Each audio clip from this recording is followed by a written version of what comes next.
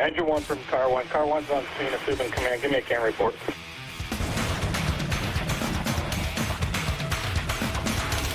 Nozzle Tov, everybody. It's Mike Goldstein of the C.A.N Report coming at you with another episode, this time an in-house, in-person. I've got Will Thalheimer, a good friend of mine and a coworker. He's a lieutenant on Derry, and I'm excited to have him today on my show. He's going to have a lot of good stuff to bring to us this evening. So, Will, welcome to the C.A.N Report. Thank you very much for having me. As you just mentioned, my name is Will Thalheimer. I work for the Derry Fire Department, where I currently serve as a company officer and lieutenant at Station 3. I've been in the fire service for about 12 years now, approximately about 11 of those years as a career firefighter. Started off as a volunteer for Dunbarton. I worked my first full-time job in the Belmont Fire Department and quickly lateraled down to where I work down in Derry. Fantastic. All right. It's quite the resume you got there. Yeah, perfect. Yeah. So, Will, so you also are a lieutenant on Derry. You're pretty damn good at that job. Oh, thank you. You and I, we've traveled a lot more together. We did New York. We've done Massachusetts. We did the New England Fools training in Massachusetts. What was that? Probably 2 years ago, I think. Yeah, a little while ago. Yeah. Almost 2 years ago. And then we did the Lieutenant Joey D down in Long Island. That was a good time. That was a great time. So you do a lot with Derry for their training. You are the prime person to do all the recruit training. Yes. So yeah, I'm our department recruit school coordinator. So I put together all of our employee onboarding for the Derry Fire Department. I've been involved in that probably 4 or 5 years. I inherited the program from some tremendous people. Our Captain Ed King, he ran it before me, as well as now retired Sean Beinhauer before him. They really laid down the groundwork for me to take over the program. But since then, I've kind of taken it and run with it and put my little spin on things and try to expand it, make it better for the next guy. Cool. Now, when you say you put your own little spin on it, what is it that you do? What is it that makes you stand out? What is it that you like to bring to the recruits to really help them understand where, what the expectations are? What is it that you make different than the other people? I think it's really important to lay down and lay out basically what it is to be a Derry firefighter. When I look at employee onboarding and running a recruit school, it's less so about technical competency and skill development as it is laying out cultural expectations, making sure that people understand that we take our values as an organization extremely seriously, how we interact with the public, and carrying ourselves to a high professional standard as we go out and deliver services for the community. So with that said, yes, we still cover all your basic competencies with post-deployment and search and VEIS, vehicle extrication. We do cover a lot of those hard skills. Those are very important and the foundation of what we provide for the town of Derry. But it's also just making sure that they understand what is a Derry firefighter. And that is someone that carries themselves with excellence, professionalism, integrity, and compassion as they go out and deliver the mission of the organization. How did you get into that? Did you volunteer to do it? Did you was this the position opened up and you're like, I want to be charge of doing the recruits. I love training and I love inspiring all the new people to come in. I want to do this. I want to have this responsibility. Or was it more of we need somebody to do something, and then you just kind of, it fell into your lap? Or was this something that you just were really passionate about? I was bottom of the barrel. No, I've always been interested in training. Captain King was a huge mentor of mine, and still is to this day. He's an incredible company officer, and I had the pleasure of working with him. But how actually I originally got to know him was in Scouts.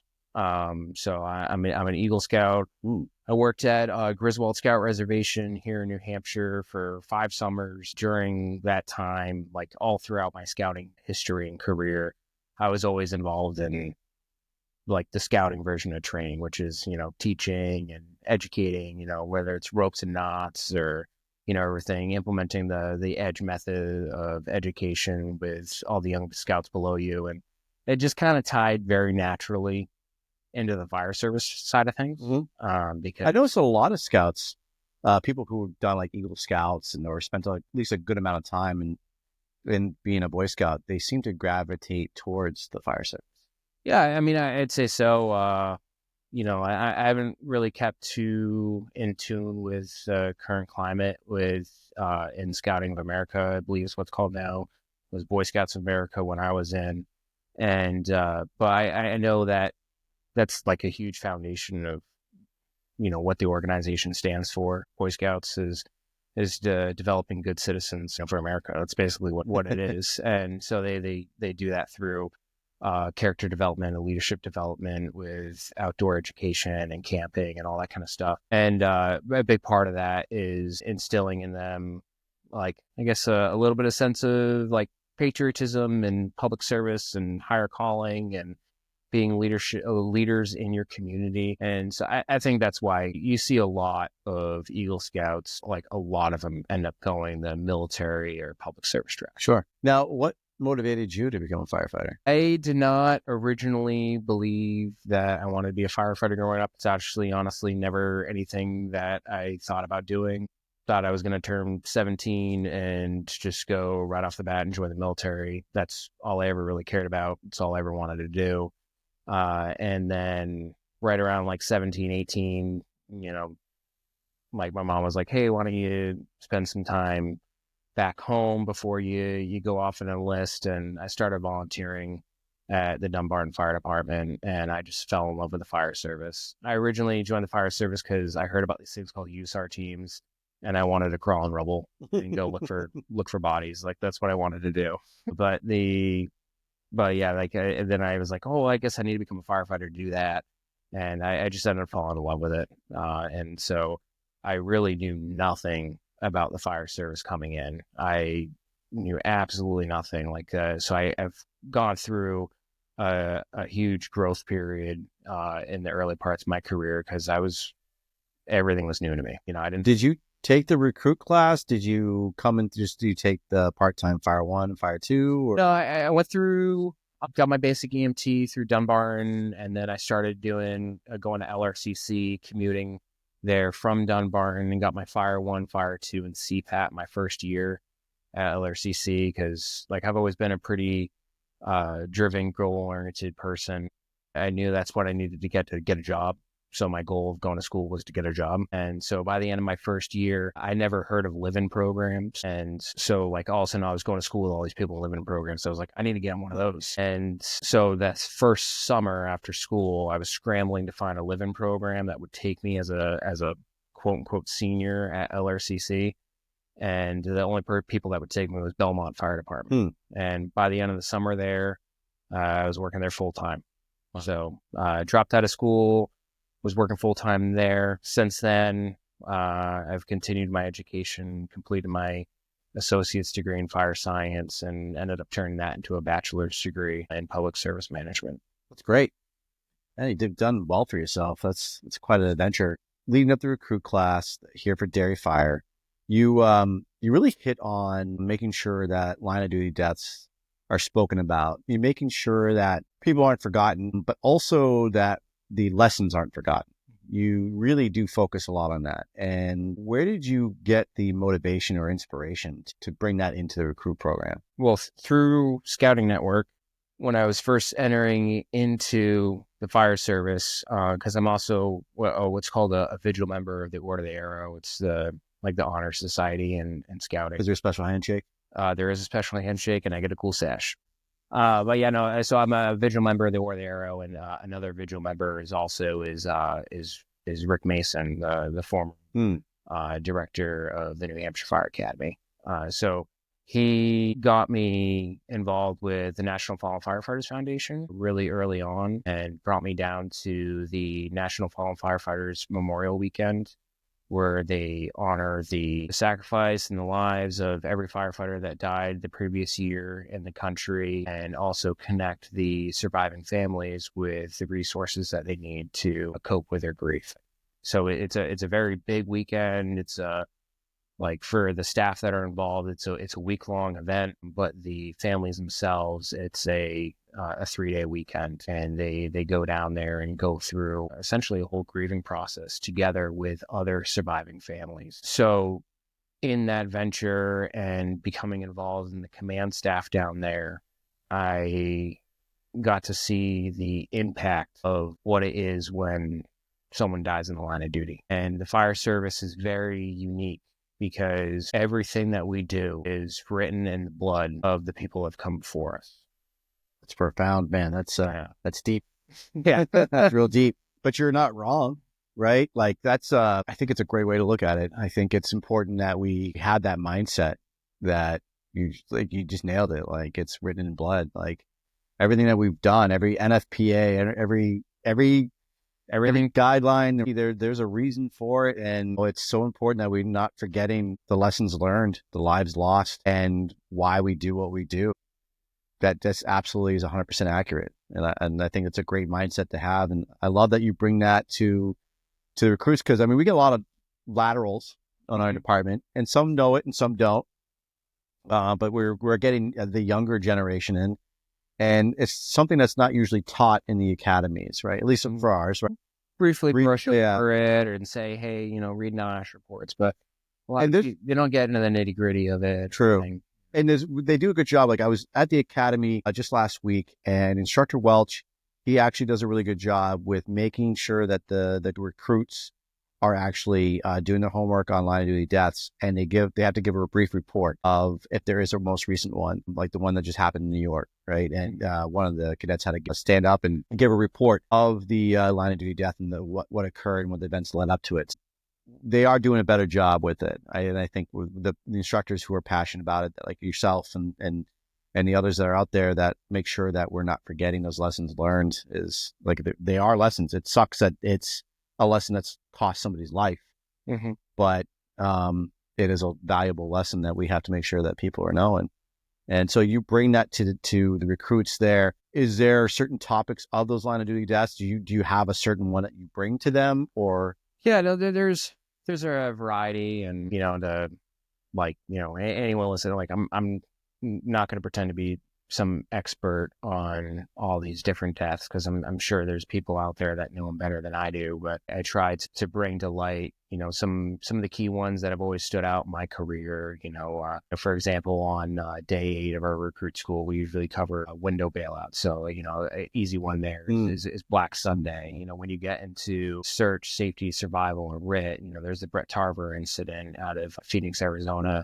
And there was a lot of lessons learned from RIT there. When we get into day 4 with hose deployment and fire attack, like there's the Back Bay fire down in Boston with Lieutenant Kennedy and Wall. Yeah. When you get into also again into search on day 3, you got Lieutenant Jason Bernard down in Worcester, Massachusetts in 2019. Same thing with search and being lost and disoriented, Christopher Roy in Worcester, Massachusetts in 2018. So there's some really good lessons learned, ones in our area that apply directly to us, but anywhere in the country, all these line of duty deaths, it doesn't really matter where it is. So you pull up a photo of where the incident happened and all that kind of stuff, and I can almost guarantee you I can find that building in Derry. Yeah. It's very rare. Like obviously we don't have high rises and all that crazy stuff. So we don't have brickstone like the Back Bay fire. Yeah, we don't have that, but we have buildings that have walkout basements. Yep. That could be wind driven. So anyways, those are some of the key ones that I like to point out. And there's probably a few others, usually spur of the moment. Now, for the curriculum that you come up with, that's pretty much you, right? Like you had a template, but then you are obviously creating your own. When I see you're building your own, you're constantly evolving it, which I love about you, is that you're always looking for new ways. You can't remain stagnant, and you're always evolving your curriculum for the recruits and for anybody. So that way we're always developing new tactics and new ways, and we're not stuck in the rut of this is the way we've always done it. And I think it's so valuable that like you and I think we click so well is because we both love going to trainings. We both love to go outside of our own zip codes and actually do some outside training. and get some outside resources to better ourselves and to better our department when we bring it back. And I've noticed that with your curriculum that you build for Derry, you definitely do a great job of introducing new ways and instructing the students to have an outside thinking mentality. And is it just something you learned, or as you're growing, like what prompted you to actually start learning outside of your area code? I mean, I don't know everything. Yeah, I really don't.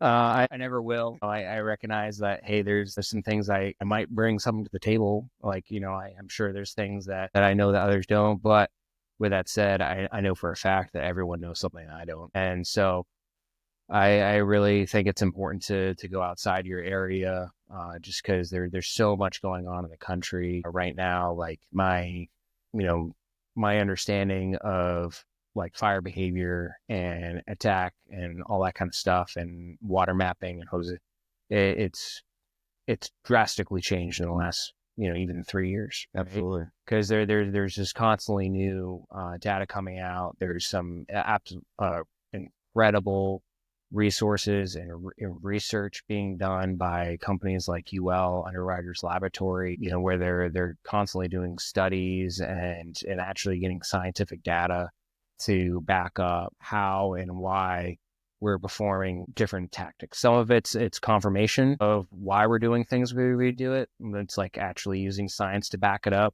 And some of it's like, hey, like we actually need to change how we're thinking about this. And here's why. So yeah, like there's some incredible ones on there, like their ULs, like they got their free basement fire class and they got another free one on residential search and fire attack where they do a bunch of things, and it's all online. It's free. It's good. Another really good resource out there is the Firefighter Rescue Survey that's been booming in the last few years, and some of the data that's been coming out of that, they're at like 4,000 data points that they're using. Yeah, Basil Ibrahim, he took that over, and he's now making sure he's getting that data in. And anytime he's been a good resource now, because anytime he sees anything online that somebody's talking about grabs or doing VIS and making a rescue from there, or a Mayday or something like that, he's like, I need that data. Like, reach out to me. He's making sure that he's reaching out to people. That's a grassroots movement. Yeah, it's crazy. It's so cool and underutilized. So like something that I've completely changed my perspective on search with a lot of that stuff. Where I'm like, hey, we're way more effective than we think we are. I was brought in. I entered the fire service right as there was the big push of the whole survivability risk profiling. Like that was all I heard drummed into me for years and years.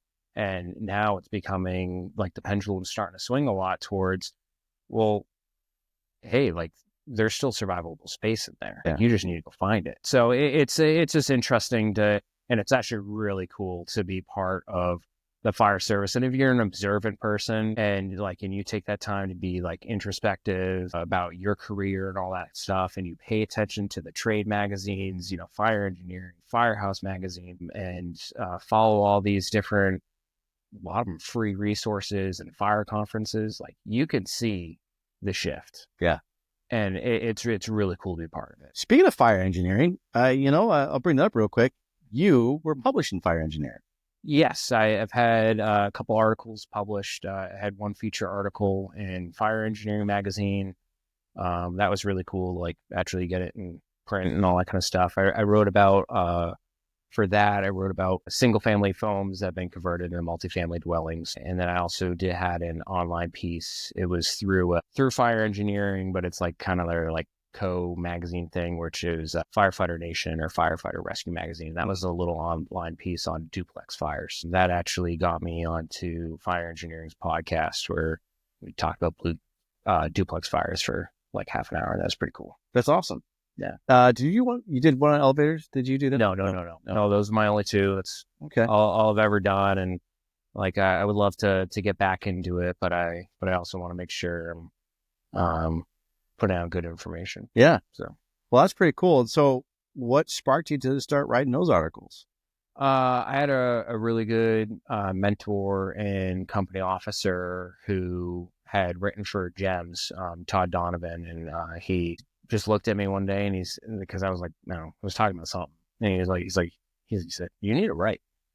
I was like, at the time, I was like 7-year firefighter. I was like, hey, I'm not in that kind of voice, where I should be writing or whatever. And he's like, no. Like, the thing that separates people is a skill that you have, which is you need to be able to take what's in your head and put it on paper. Mm-hmm. And then that separates people. When you have that, you should start writing. So I wrote my duplex paper or article. I sent it in just looking for feedback, and they were like, hey, we're going to publish this next month. And I was like, whoa. And so I was like, okay, well, like, hey, I'll try writing a 2,000 word article. So that one took me about, it's a lot of work. It was about a year from starting to write it to publish. It was a year process, because you write it, you send it in, it's peer reviewed when it gets into like the featured level. So it's got to go before a board of review, where you got like structural engineers and stuff like that are like directly giving you feedback on it. You make adjustments, you send it back in. Gotcha. Kind of stuff. So it was like a year start to finish to get an article published. Oh, it's intensive. Yeah. And you stuck with it. Yeah, it was a really good learning experience. Yeah. As cool as it was to like write it and share things that I allegedly know, it was also really good to take the time to make sure you actually knew it. Yeah. So the information's vetted. Yeah. Yeah. That's awesome. That's quite an accomplishment. A lot of people want to write, but it's pretty darn difficult to do it, and you did it. Yeah, to have the discipline. I was in school at the time, so like working on my bachelor's degree, so it was pretty easy for me to like develop verbal diarrhea on paper. So you done that. You now when we teach together now. You've been it's been fantastic working with you, and you invited me in to help out with the recruits and to see what you bring to them. I always listen to you, and you talk about, leaving better than you found it. And you just don't say it. You've been doing it. It's easy for people to talk about it, right? Like they just, leave it better than you found it. And then you see them sitting on the recliner, or like not, crashes on the floor, not our department. I'm just saying in general that there's just people that they talk about that with the newer people, but they don't really live it, and they don't really do it with them, and kind of the say it, do as I say, not as I do mentality. But you've really preached that with them. And I think they see you doing it. And I think that helps to give that buy-in. And I think you've really helped create a positive culture within the department from what I've seen, because you inspired me to educate myself more. And I think the new recruits, you challenge them to actually think, which has really inspired me to know more about you, is that you're very well read. You constantly are educating yourself, but then you just don't hoard that knowledge, and you're constantly bringing that to the newer people and to people who've already been there. And that's why the biggest thing I noticed is that you are always pushing the younger generation to think, to read, to look up this information. You give them that, you plant the seed. At Don Sapp, I got to meet him in Georgia, and the biggest takeaway that I got, and that dude's been around for a long time. He's seen a lot of good stuff. He's somebody who's incredibly humble and knowledgeable. And the biggest takeaway I had from him was plant the seed, and you have to let them grow.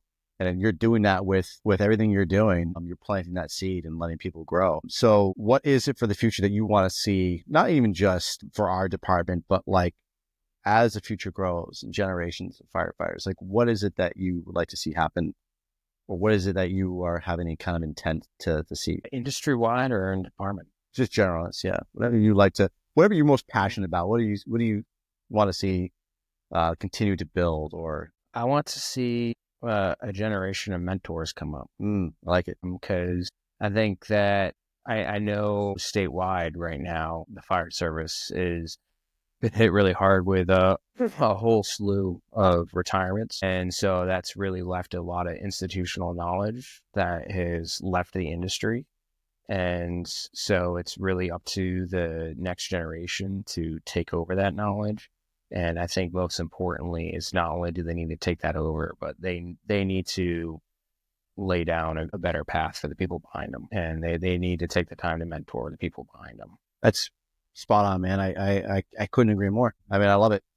We always need it. Yeah. That's the thing about the fire service. We're always going to need mentors. We're always going to need somebody that is, or not just somebody, multiple people to constantly be there for others. Again, I'll revert back to being at the academy just last week, and I got to spend just a few hours with these recruits from the LRCC program, the Lakes Region Community College. And we were doing something real simple. We're teaching them how to start a generator, teaching them how to plug in scene lights. I'm teaching them about OS and Y. This is just, mundane, like basics of basics. And they absorb that information. They're really receptive of it, but I had downtime because, let's face it, it's a generator. Like, I showed them how to put fuel in it. I showed them how to check the oil. I showed them how to start it. And we had some downtime, and instead of talking about generators, I talked to them about, how to get the job. What do you all want to be firefighters? And they all said, yes. Where do you want to go? And they all told me the respective departments they're looking to join. I said, do you know how to do it? And they said, no. I said, well, let me tell you some secrets. Not necessarily secrets, but let me tell you how to actually, if you want the job, you're going to have to go out and get it. And you're going to have to do your homework, and you're going to have to educate yourselves on those respective departments, read up on their collective bargaining agreements, make sure you're reading those union contracts, make sure you're studying the demographics. When you go into the oral board process, you stand before them, you shake everybody's hand, you ask to be seated. And then when that's done, have some follow-up questions. When they ask you, do you have any questions for us? Just don't say, no, I'm good, because that shows you really don't give a shit. But actually ask some questions. How did I do? What could I have improved on? Yeah, I think that's really important, like that kind of mentorship that you shared there, because I see it across the board where it doesn't matter, choose your topic. People will be like, well, these guys don't know, they're not putting the effort or whatever. But I've had this conversation with a lot of people because it's how I view it, and I ask myself the same question all the time, which is, what did you do to show them? What did you do to teach them? Yeah. Is that a them problem? Because I'm sure, yes, there are those cases that it is a them problem. Absolutely. Those cases exist. Those two. But before you get to that, you need to ask yourself, is it a you problem? 100%. Is this a, I did not take the time? I don't know, making up a statistic here, I'm going to say 9 out of 10 times it's a you problem. Yeah. No, you know what? This guy doesn't know that because I failed. Because I, as a company officer, I, as a mentor, I did not take the time to show this person the skill set. Yep. I did not lay out good. Yeah. I did not lay out a good expectation. Yeah. And that's what I felt for them is when I was talking to them, a couple of them said that was probably the best information I've gotten so far. And it's just that little coaching, that little mentorship of an hour of actually being real with them. It's the same thing we have to do in our firehouse, is give them our expectations, let them know that this is what I want to see from you on a daily basis. This is what I want you to work on. I mean, hell, man, even polishing shoes, some of these kids, and then I say kids because I'm 46 now, but they haven't done that yet. They've literally gone from recruit, the college program, right to a job, and they haven't actually lived life yet. They haven't done any of that. And now it's our job to mentor them. Yeah. It's not their fault. It's not their fault, right? Absolutely not. Because I was there, you were there, and so don't be arrogant and assume you never were. 100%. Take the time to show them. Whether it's I'll be honest with you, there's been some recruits that have started off where it's Luke, how do I do a load of laundry? That's a simple life skill, and you know what? It's not entirely their fault. So rather than focusing on that being a problem, you need to focus on being part of the solution, which is you need to take up the mantle, show the next generation, take the time to show them and be a good example for them and be there, because they'll come to you if you make yourself available, and then you can really help show them the way. I love it. It was one of the biggest things that my takeaway from doing the recruit program when I started, when you were talking to us, was when you walk into that door, all of you walk into that door together. If you meet each other in the parking lot,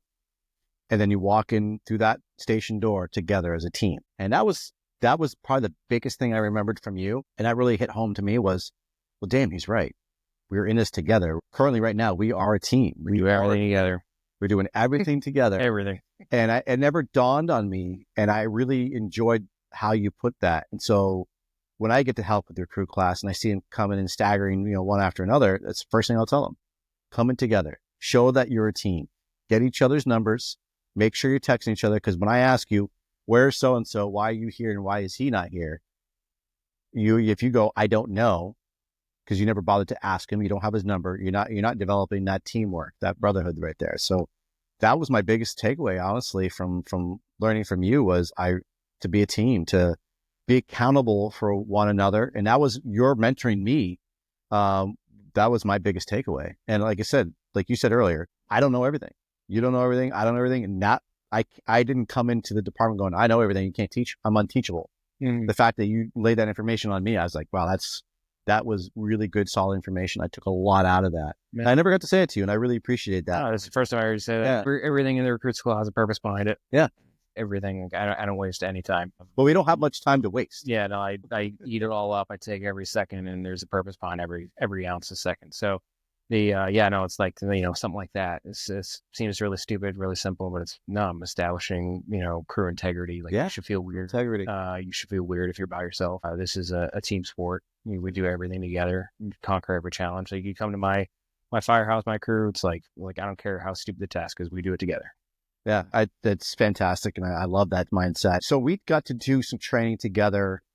Well, not some. We've been doing a lot of training together lately. I mean, we were doing an in-house training, you and me and Fung at the Station 3 doing hose deployments. We did the recruit program up at Concord, advancing hose lines.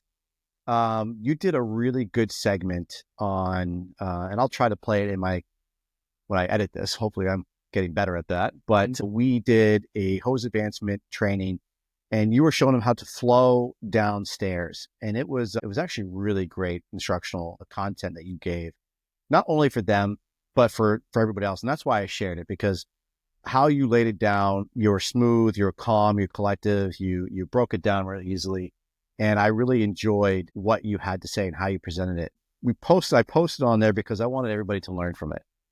And I think the most difficult part is when anybody is trying to post instructional content, whether it's advancing a hose line, whether it's cutting someone out of a car, or flowing downstairs, flowing upstairs, it's always going to be somebody who is just going to have something negative to say about it. And for me was, when I noticed it, was somebody made a comment of, that's horrible training. The worst. This is a horrible drill. You're not, train like you're going to fight. He's not wearing a mask. He's not wearing a pack. He's not doing this. He's not doing that. And it was literally that video clip is only like a 30-second clip of you talking and then flowing. And I'm going to quite literally sit on the line, and I'm going to be riding it down the stairs.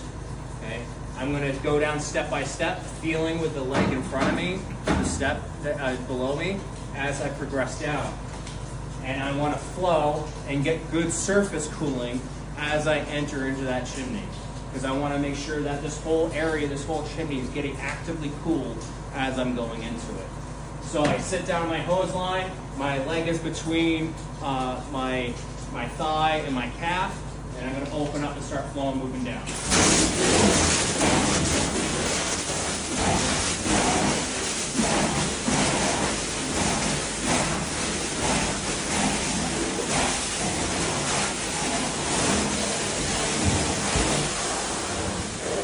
And it was so informational, but that one person, he didn't get anything out of it. He literally just got the fact that you're not wearing a mask. Yeah.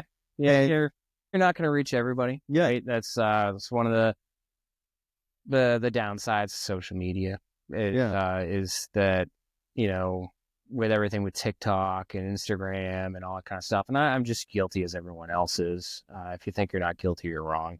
But everyone only ever sees the 30-second clip or the minute clip, right? They don't see the instruction that led up to that, or the discussion of basement fires, or like the topic of how, hey, that this isn't a go-to technique because you know what, if we can hit the basement fire on the same level, we're going to do that. This is a crap, I have no other option technique, right? They miss out on all that kind of stuff, and so it's just an absence of information. And also too with social media is that the haters are the loudest, The naysayers are the loudest, and it's really unfortunate. But I also kind of want to hit up on a point you brought up there too, where there people were, I've seen on plenty of other videos out there where people are like, hey, train how you play, all this kind of stuff. And there's a big movement of that on the social media side of the fire service. And a lot of it, it's all just noise. And it's too bad, because I feel that people get training and doing roll-up drills completely confused. They don't understand that training and education needs to be the majority of what you do, and that will lead up to doing your drills in the fire ground. Because if we just train how we play every single time, if all we do is blacked out conditions and full PPE and on air, and you just, and I've seen this at trainings, and you just throw people in, the entire training ends up losing its purpose. And is there value in it? Absolutely. Should it be done? 100%. Do we all need to be doing it? Absolutely. But to lead up to that, you do need to have the time where, hey, maybe we're going to go over this skill set in just our bunker pants, because I don't want you being focused on all that other distractions of what's going on. I want you to focus on how are you holding onto this hose. The crawl, walk. Yeah, like where is your knees position? Yeah. And if you're going through the evolution and you have all these other distractions and, noise blaring and saws going off and all this kind of stuff, you're taking from the learning and educational environment for that recruit. So it's, we're going to work our way there. Yes, we are going to do 1 or 2 realistic, full dressed up drills, but to get there, I need all this foundation, and you got to lay out that foundation first. And so it's too bad that there's so many people pushing from that, because I think it's with great intentions. It's probably because they come from organizations that don't drill at all, right? And all they ever do is, talk in the back of a parking lot flowing a hose stream, right? And that's not okay either. But it has its time and its place. But I think it's a lot smaller than what most people realize. You're talking about, if I'm going to do 10 hours of training, well, 1 hour is going to be actual drilling. It's going to be 9 hours. Like, what was that, Abraham Lincoln? If you give me 10 hours to cut down a tree, I'm going to spend the first 9 sharpening my axe. And you're absolutely right, man. And I love that quote, man. I can't believe you just pulled that out of your anus on that one. That's good. You're absolutely right. And I think that people do forget that. And that's like, I had made a comment in that, like, I literally had said that this is a crawl, walk, run method that we're doing. Like, you don't understand that, one, it was really cold out. The metal floors are frozen from us flowing water. They've never done this method before. We've got to teach them the basics of actually moving so we don't hurt them. Mm-hmm. Because then if we just, like you said, it was a cold day. It was a very cold day, man. We're a rain or shine operation. But you're absolutely right. And then, like, God forbid, like, we just throw all the gear on them, put them on air, and say, okay, I want you to just how I did it. Well, now we've created this training scar, because it's either they're going to hurt themselves or they're going to screw it up. And all they remember is how cold and miserable it was, because we just threw them in the gear and told them to do it, and they've never done it before. And we've gotten so much better at that, actually, in the fire service world, where we've really learned to develop, like, you got to get down to basics. You need to develop that foundation to build upon it. And then you can introduce the stress. Then you can introduce the noises. Yeah. And it's funny, is on the other end of the spectrum, I've heard some education theorists, when it comes to this kind of stuff, talk about how we shouldn't do any stress inoculation, and that, like not yelling and screaming as in like demeaning, but yelling and screaming to raise the stress level, right, doesn't have a place in the training ground. Or playing the loud music or the saws doesn't have a place. And I'm like, I don't agree with that either. I think it does have a place. Yeah. It's just, it's the right time, the right place, based off of the skills, capability, and then most importantly, the purpose behind why that training even exists in the first place. 100%, man. I remember when I was first learning how to pump, and it was back in my previous department, and it was stressful because the person who was teaching me, he was like a militaristic style, and he believed in yelling. He believed in stressing people out. And I remember I was just having a hell of a time doing it. And he's yelling at me, and he said to me, why is it every time I yell at you, you vapor lock? And I just like, and I thought that was such an odd question because you already answered it. Like, you're yelling at me, so I'm locking up. Like, because I don't know what I'm doing, and you're screaming in my ear. And when I said that to him, I said, well, because you're yelling at me, and so I don't know what I'm doing, or I'm forgetting the steps. And he's like, well, that's how it's going to be when you're at an actual fire. People are going to be yelling at you, so I'm training you to be prepared for the yelling and for the screaming, because that's what's going to happen. If you don't get the water fast enough, they're going to yell at you for it. So I'm yelling at you to do this, and flipping that all up. And that's literally all I remembered from that class was this man screaming at and yelling at me, because that's how it's going to be in the fire service when you actually go and pump on a real fire. Yeah, there's going to be yelling. Yeah, there's going to be stress levels. But at the same time, there's not going to be this person right here saying how much you suck. You know, like, if there's a situation, and that's what I love about you and the department I'm on. It's like, if I'm struggling, you're going to come up to me and go, dude, what is the problem? Now, you might have to be strict and you might have to be forceful with me and go, hey, why don't we have water yet? But at the same time, you're not going to be like, I'm yelling at you because I want you to be prepared. You know, like, it doesn't make any sense. People die. If they die, it's your problem. So it's just literally like that. And that's the biggest thing. One of the biggest things I remember when I was pumping was that, honestly, even when I was driving for that department, I hated driving. Hated it 100%, because that person was sitting in the right seat next to me, and all he ever did was bitch about my driving. You're taking turns too wide, you're taking turns too narrow, you're going too fast, you're going too slow. He just didn't like it. He would just constantly shit all over everything. So what do I want to do? I don't want to drive. I'd rather just sit in the back seat, because it was just a horrible environment. That's because, again, mentoring. Yeah, I've been there. Right. It's that stress environment. It's that training scar.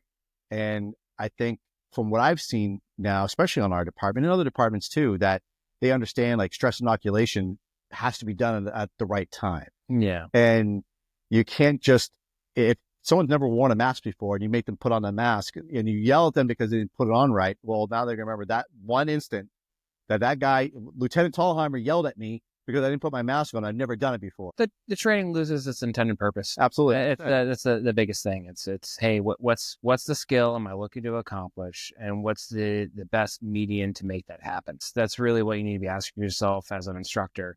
And that's one of my favorite parts about teaching too, is you really need to cater how you're teaching the subject based off of, like, who your audience is. I'm not perfect, right? I'm like, I've messed this one up, but it's like, sometimes, like, hey, like, this guy responds really well to a militaristic, rigid approach, so that's how I'm going to do it. This person really needs to be, like, catered and nurtured and positive reinforcement. And to be able to shift based off of who you are, like, I think it makes a great instructor. Yeah, I think it's a really important skill. Instructors have to be fluid. Instructors have to be able to move around mentally, to be able to accommodate. Back in the day, the students have to accommodate for us. Like, they have to. You have to get it or you're out. And honestly, it sucks to say, but we're also not in that world anymore either. Like, we need people, right? Like, we need them. So, like, if we just keep booting people out because they're slow at getting it, well, we're not going to get anybody. And then they could be some really good people.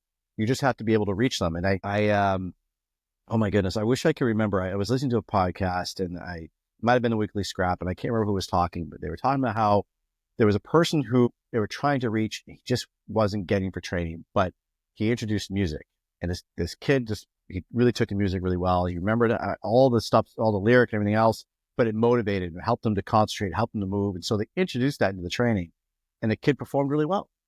That's like Dead Poet Society, right there. It really is. Yeah, that's crazy. There's certain things that can actually reach people, which is actually pretty cool. And, like, you have to be able, I think, as an instructor, you have to be able to read people. Yeah. And if you are just cookie cutter, black and white, and this is the way or the highway, you're not really gonna make it as an instructor. Yeah. You can literally be the most badass firefighter, and you can, like, do all this cool ass shit. But if you can't teach someone how to do what you're doing, then, I mean, I think you lose that credibility as being able to mentor and nurture the younger generation. It's a different skill set for sure. Absolutely. Sometimes people get really caught up on, like, oh, hey, this guy really knows it really well. But it's like, yeah, well, can he communicate it really well though? That's a hard part. Just breaking it down, building it back up, yeah, communicate how to do it. So, everyone's always learning and developing and all that kind of stuff. But yeah, no, I'd say it's a really critical skill for any kind of instructor or like just, senior member or whatever. If you're not good at it now, like you need to go out and practice that and figure out how you want to change. Because if you're able to communicate your message and pass on the knowledge that you have, your value in the organization just went up tenfold. So, we touched on the fact that you went to Lieutenant Joey D. You and I went to that. And what did you get out of that? For like, we talk about instructing, we talk about mentoring, we talk about bringing knowledge back. It was a great week. I mean, it was fantastic. We got to network so much. We got to take away a lot of good points. What were some things that you took away from Lieutenant Joey? I want to be a rescue fireman. No, I did. It was all I did all like tech rescue stuff. Yeah, they did the tower rescue, high angle rescue, confined space, and heavy lifting and jacking. And yeah, I just did that because it's all stuff I don't normally get to. Yeah. We don't do a lot of those types of incidents like at all. We occasionally do training in it or whatever. So I was like, yeah, I'm going to go do this with people that do that all the time. So no, that was it was really good. Networking. It was the Joey D weekend is just an incredible weekend. Anyone in the New England area, like you're looking for a first fire conference to go to, highly recommend the Joey D weekend. It's absolutely incredible. They bring in like amazing instructors from all around the country to come in. Every subject under the earth they cover.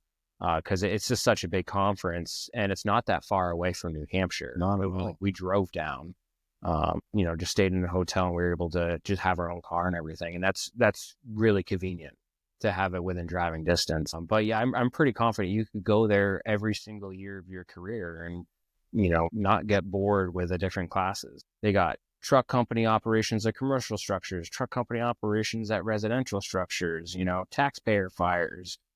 Basic hose advancement, they had like 4 different options for different styles of forcible entry. Like it's just crazy all the things that they cover. And and then I was over on a tower rappelling and picking people off of scaffolding, and that was really cool. Yeah. That was awesome. I saw your pictures and I thought that was fantastic what you were doing.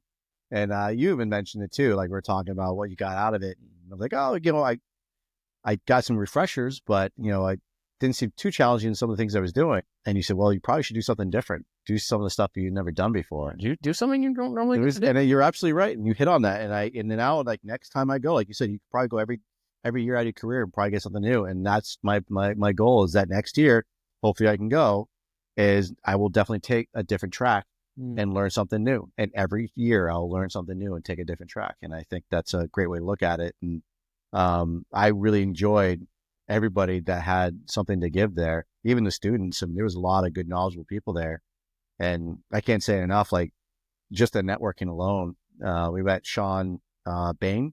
Yeah, Bean. Sean Bean. Yeah, I think of the name. That kid is top notch. Yeah. And like the what he gave back, he was a lot of fun. The firehouses there in upstate New York is crazy. Oh, that was really fun. That's probably like I was focused talking to you more about the education side of things, but like, yeah, probably the highlight. The highlight was definitely any fire conference you go to. The highlight is just getting to network with people because you learn so much. Like you probably learn more about being a firefighter in the bar than you do in the actual class.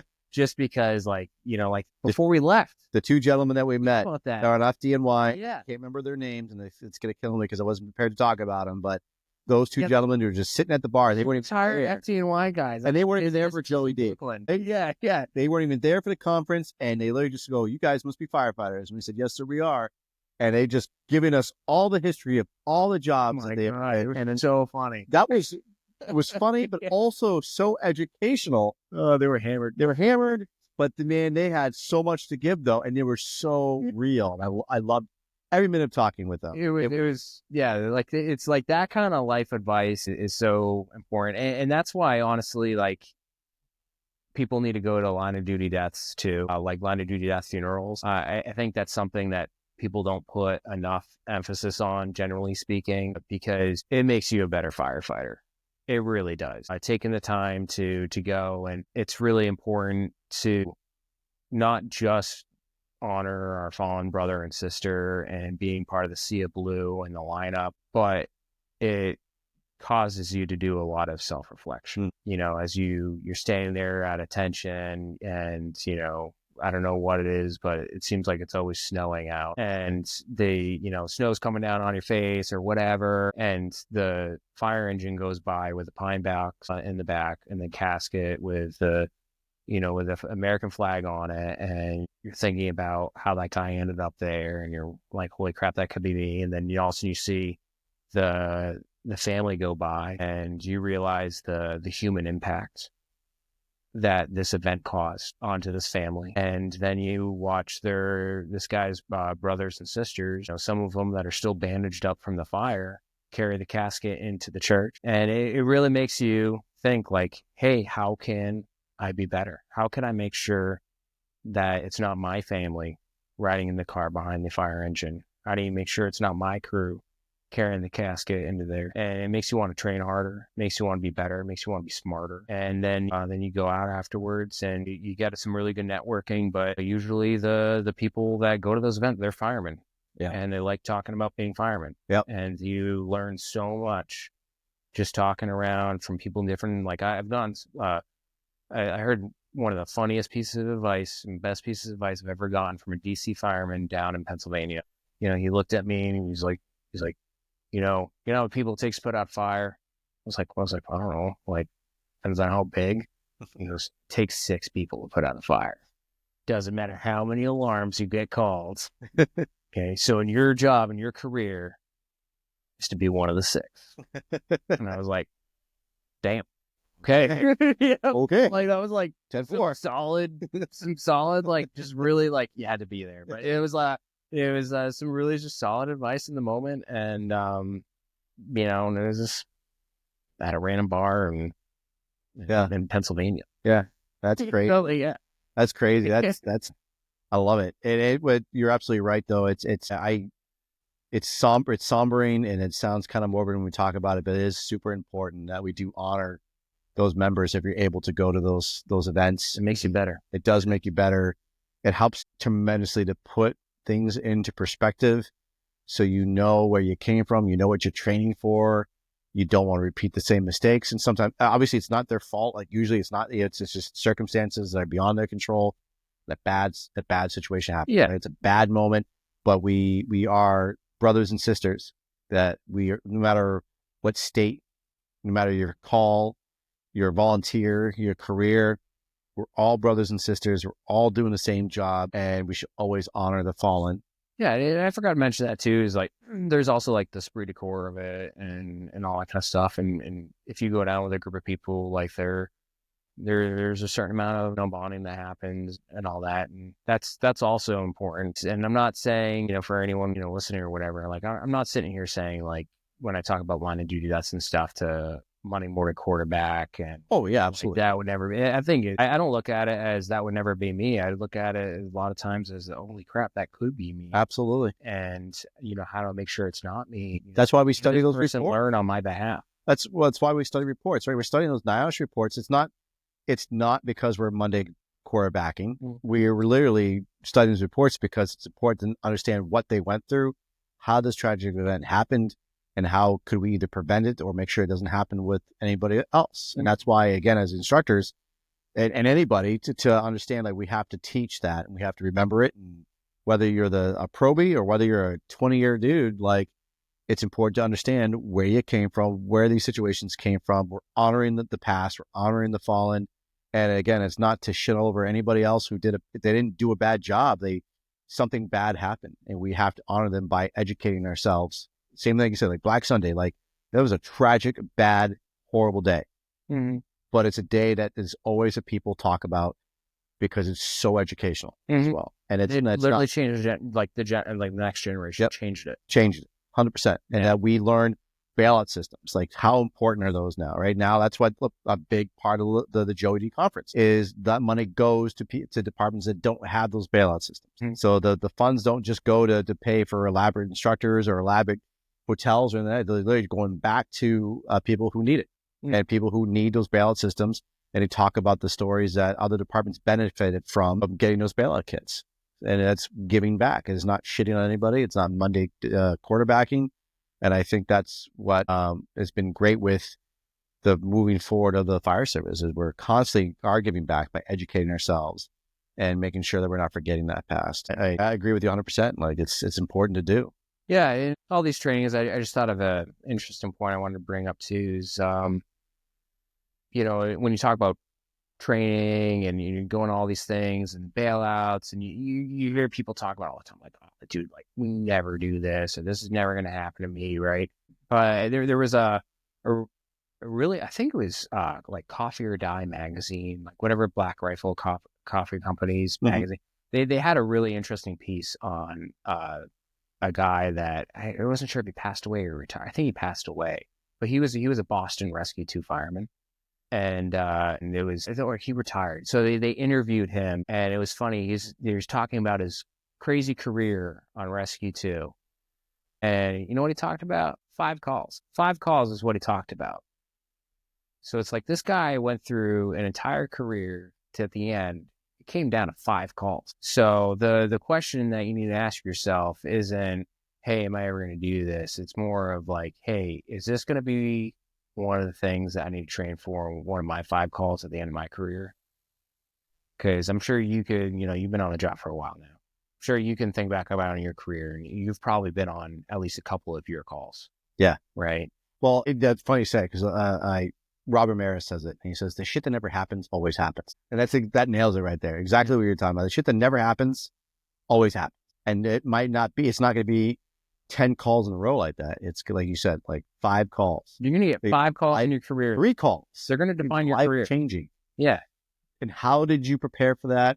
Or how did you cope with that? What did you learn from it? And those are those humbling things. We talk about being humble and humility, and man, like there's certain situations, like if you're not prepared, it's going to humble you quick. And that's why we preach about training, and we preach about educating ourselves and being prepared. And actually one of our most newer hires, he was just talking to me about the book Search, and he's very into it. He's been reading like it's the gospel. That's awesome. And it's fantastic. He texts me all the time. He hasn't started yet with us. He just got hired. And he is all about it. And he texts me all these quotes. He's asking me information about it. And I literally been giving those same answers right back. We have to be prepared, because he was just asking about questions about, preparing for the things that never happen. Like you have to always be in that mindset of being ready, because there's going to be that day where you just think it's another simple fire alarm activation, or bread and butter, the one that comes in all the time, and you're not prepared, and boom, the bad shit happens. That exact call, happened to me. It was actually pretty cool. I was there. It was a little bit into the incident, but I do distinctly remember thinking to myself, I was like, oh, I looked around. I was like, this is going to be one of my 5 calls. There you go. And so I didn't go to rehab, but I worked the entire time, because I knew it was just like, this is a once in a career call. I'm going to soak up every second of it. Yeah. And that's the story, right? Yeah. Like those are things you can tell your grandkids about. Like it's going to be one of those 5 stories. You've had 30 years on the job. It's going to be one of those 5 stories. And I love listening to those stories. Those are some of the favorite stories I get to listen to from one of the most seasoned people. Like I have had the luxury of having my father-in-law being on the job for 28 years, and his father had been on the job for 50 years.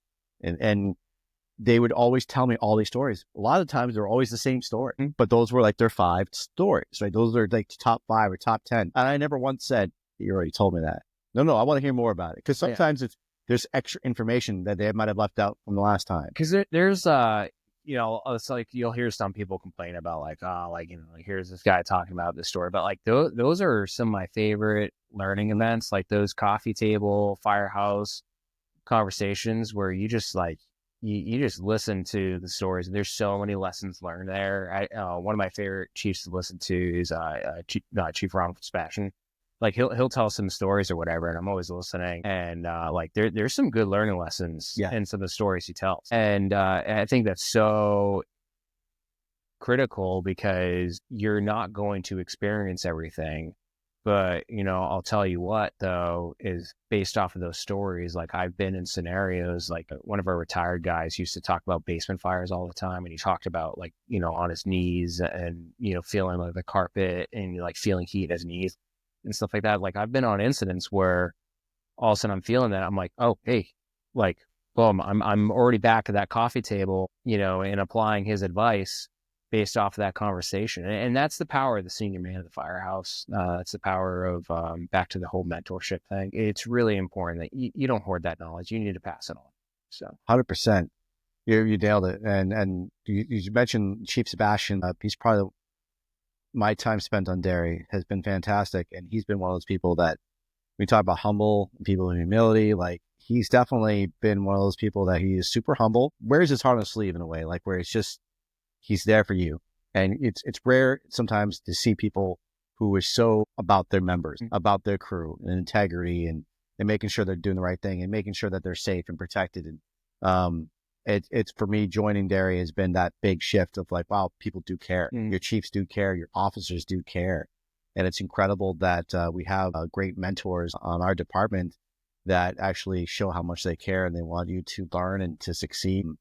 And you and all the other officers that are there, like, are tremendous. It's a great young department. It's a great young team. And it's been really, really cool to see everybody grow and flourish. Yeah, I'm excited to see what the future holds. It's going to be pretty wild. So now, is there anything, actually, you know what, before we start wrapping up, talk about working out, talk about physical fitness. You have really been into physical fitness. Like you do a lot of workouts when you're on shift. I had the luxury of doing a workout with you and Fung, and you guys get after it. And you also just don't stop at the station, but you go home and you have your own gym that you've built at home. And I've seen that you've actually promoted your son to get in it with you as well. Like he sees you working out and he's down in the basement with you, getting in some reps. That's all him. He's a little stud. But Comes from good stock. You've been doing a great job with promoting that. And it's such a, again, being a mentor, we got to make sure we're focusing on family as well. And the fact that you're bringing it back home, like, you're working out, but you're not just shutting the door and saying, I need my time and it's my workout time and leave me alone. Like the kids are down there with you. You're involving them. They're having fun. You're having fun with them. So does he come downstairs with you when you're doing the workouts, or like he's just there? Plus your kid's name is super cool, like Duke. Yeah. Like how cool can that be? I wish I was named Duke. Yeah, I got Duke and Bodie, but Bodie he's a potato still. But yeah, no, I guess starting off with the kids thing here is a lot of that just kind of like naturally happened. When I'm home, I really try to focus on the family life type stuff. And so he's just he's my little buddy. Mm-hmm. He just follows me around. We do everything together. It doesn't matter what room I'm in. He comes right along. He loves hanging out with Dad. I'm 90% certain that he thinks I'm on the pop. Pretty sure he's pretty confident that I work for Ryder. But yeah, anyway, so we do everything together. So he sees me go downstairs, he goes downstairs, and he used to just hang out where I usually put on like a movie or whatever, because then, he can watch that while I'm getting my workout in. And then he just one day just started wanting to work out with me. And so, just today I was down there as I was doing some pull-ups and stuff. And, it's funny is I go up and I do a set. And then he comes right in and he goes, like, Dad, Duke's turn? And I gotta lift him up and, let him go. And he finishes and we go back and forth. And, it was like that with all the exercises. And I got a set of Olympic rings down there. And if I'm doing something that he's not really interested in, like squatting or something like that, he'll just hold on to the Olympic rings. Like this, I'm excited to see what this kid's back looks like, and like in 5. He's gonna get yoked. Yeah, because this guy's gonna be able to do what's that, the Iron Cross? Yeah, like in no time. That's so cool. But then I mean, again, it's just doing the right thing. It's motivating them as a young age, and they remember that and the bonding experience, and I think it ties in also with the firehouse that you're bringing that environment to the firehouse as well. When you're on shift, it's a bonding event, right? Like we're working out with the guys, you're bonding, you're having with the boys, right? When we worked out, like that was a big bonding event. That was a lot of fun. I was it was fun. It wasn't a chore to work I out. think Some people do. Not saying, in general, that there's people out there that working out is a chore. Working out on shift can be a chore, but if you're motivated the right way, if you're making it fun, it's a group effort. We all love a challenge. We all love competing against each other, and you guys made it fun. I had a blast. I was telling my wife, I'm like, I was keeping up with the kids yeah. when I was working out with them. And of course I paid for it a couple of days later, just feeling the soreness, but, I had guys text me like 4 days later, and they're like, dude, I'm still sore. but I love that. Yeah. It's so great that that's what's fun about it. That's that brotherhood, that sisterhood of doing that together. I think working out and having those shift workouts brings people together. It shows people what they're capable of, but it's also not calling people out if you're struggling on a rep or, you can't push through the last push of that sled, That's not the purpose. I've been really fortunate. Like my guys, they're studs. They're amazing. You lead a really good shift. These guys are incredible. I love my people. I love these guys to death. I can't put it in a word. But no, when we first got together with them, laying out shift expectations and give them a sheet, it was like item like 3 on my list. Right? Is like, hey, we're gonna get 1% better every shift. So that's that's going to be, mentally, physically, and spiritually, 1%, everything. We need to get better somehow. I don't care what it looks like, but we're going to get better. Mm-hmm. And that's going to have a compounding effect as we go out throughout the year. And so it was like with the physical fitness, it just, it was like, I don't care what it looks like, but we're going to get in the gym. And so it just so happens, like, some really good personalities. I mean, like, this guy's looking to go get a new girlfriend, so he wants to get, in shape, like, you got this other guy, he was looking to cut weight, and then you got, me over here. I'm just like, I just want to be a fireman. And so it doesn't matter what our motivations were. It just came together really well and like you said, it just eventually evolved into this, like, next thing you know, we're trying to, like, outlift each other, stuff like this, lifting boards, stuff like that. Yeah, it's been really good. It's been a really fun culture to develop and see grow to the point where, like, I'm so proud of these guys. They're going to other shifts and they're whipping these other guys into shape. Yeah, and that's so cool to see. Yeah, I love it. I you guys have really sparked that change. Yeah. And again, if you make workouts a chore, like it has to be done, then no one's going to want to do it. For me, it's like, no, we are going to get better today. I don't want to, because, like, there's so many people that get opinionated about how it should look, or you should do this or that. And it's like, I just want you to do what works for you. And I don't care if you're, lifting a 30-pound dumbbell, or, if you want to overhead press, 155 pounds. Like, I really don't care. And, but we're going to do something. We'll adjust the weight based off of who's lifting. We'll work together. Like, oh, we're, hey, you can only bench, like 185. Well, cool. I guess what? I'm just going to do more reps, right? Yeah. And we're going to work together on that. So you're talking about working out. Another hot topic is always working out in your gear. What are your thoughts on that? Oh, that's controversial. Yeah. So, not to put you on the spot, like, yeah, but I see, like, I have a soft spot in me for the cancer initiatives and stuff like that, and the desire to want to not prolong exposure in gear. But I also have a strong sense that at some point, you kind of got to do your job and understand and accept the risks of the occupation. So do I support the initiatives to, hey, we need to change how we're looking at our gear and try to figure out how we can prevent occupational cancer? Absolutely. But I also think that we have an obligation to the community that we serve to be prepared to function within our gear. So, and, when someone calls a fire truck, expect a fireman, they expect firemen to show up. And so I that's my personal view on it. I'm not saying that I'm right. I'm not saying that it's the best view. That's just kind of how I look at it. Is if I were paying for my services and I call firemen to my house, like, I want studs getting off the truck that are comfortable in their gear, that understand their limitations, and are able to function on the fire ground for a long time physically. Absolutely. Yeah. You can't train to that expectation by not wearing it, like not actually working and training in that gear. And you can limit that time in it. Like we do, a lot of departments, and we do as well duration testing. We have to do our physical yearly test in our gear. But I'm not saying train out in your gear every day if that's not the case, but at least kind of change up your workouts. Like I love to work out in my gear, but I usually won't wear shorts. I'll wear pants. I'll wear a long shirt. Trying different methods to limit that exposure, right? And a lot of people I've read that try wearing a station pants and a long sleeve shirt, shower immediately afterwards, things like that to help limit that exposure, to help take care of that. Yeah, and it's a balance. Like if you can follow like some of the social media influencers out there that are like train your gear, brother, and like they're out there and they're pushing like good, like for the right reason, right? They want firefighters to be in shape, and there is a difference between working out and working out in gear.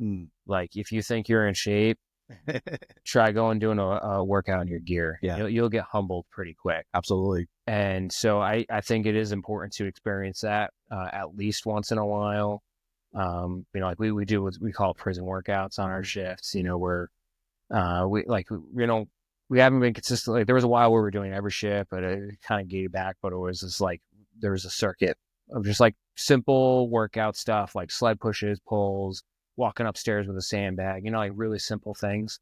But you just go until the last guy runs out of air, and that's your gauge for your time. So if the last guy is lasting for 35 minutes, you're doing 35 minute workout, and that's how it's going to go.